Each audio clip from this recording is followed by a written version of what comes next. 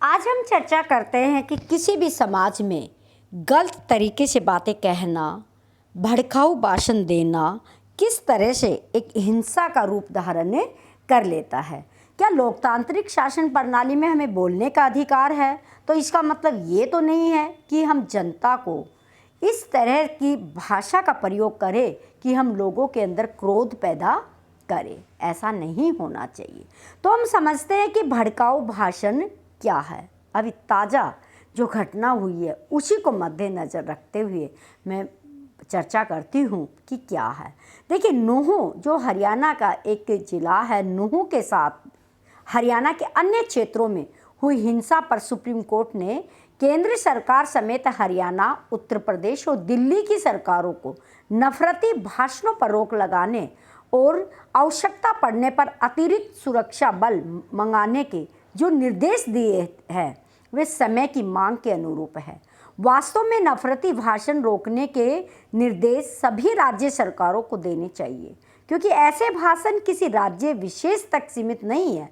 भड़काऊ भाषण को परिभाषित करने की भी आवश्यकता है, क्योंकि किसी बात को कोई नफरती घोषित कर देता है तो कोई उसे कटु आलोचना के रूप में भी व्याख्यात कर देता है।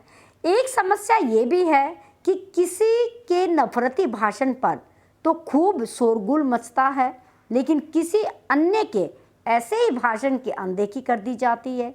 ये अनदेखी राजनीतिक दलों, बुद्धिजीवियों, मीडिया के एक हिस्से और यहाँ तक कि कभी कभी अदालतों की ओर से भी कर दी जाती है।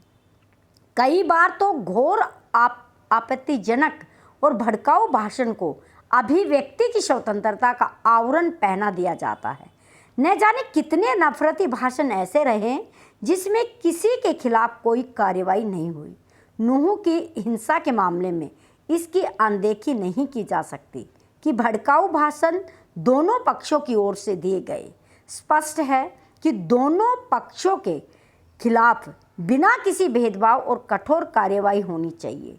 ये कार्रवाई ऐसी होनी चाहिए कि नफरती तत्वों को जरूरी सबक मिले, वे चाहे दक्षिणी पंथी हो या वामपंथी अथवा अन्य किसी वैचारिक या मजहबी समूह के हो। भड़काऊ भाषणों पर कार्रवाई के मामले में दोहरे मापदंड समस्या को बढ़ाने वाले ही सिद्ध हो रहे हैं।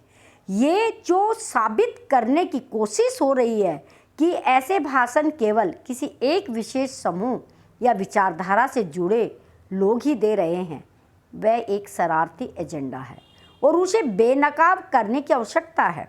नूंह की हिंसा के मामले में आवश्यकता इसकी भी है कि उसके पीछे के कारणों की तह तक जाना चाहिए, क्योंकि इतनी भीषण हिंसा बिना किसी सुनियोजित साजिश के नहीं हो सकती। यदि नूंह में इतनी भयावह हिंसा नहीं होती तो जलाभिषेक यात्रा में शामिल श्रद्धालुओं के साथ पुलिस को निशाना बनाने के अलावा बड़े पैमाने पर आगजनी, गोलीबारी और लूटपाट नहीं हो जाती तो संभवतः उसकी प्रक्रिया में अन्य इलाकों में भी हिंसा हुई, इससे बचा जा सकता था। सुप्रीम कोर्ट की ओर से समाज को भी ऐसा कोई संदेश जाना चाहिए कि नफरत का जवाब नफरत और हिंसा का जवाब हिंसा नहीं हो सकती। सभी को ये समझना भी होगा कि शांति और सद्भाव का वातावरण ही उनके और देश के हित में है। यदि समाज अपने नैतिक और नागरिक दायित्वों को लेकर नहीं चेतता, नहीं जागता, तो फिर चप्पे चप्पे पर सीसीटीवी कैमरे लगाने से भी बात बनने वाली नहीं है।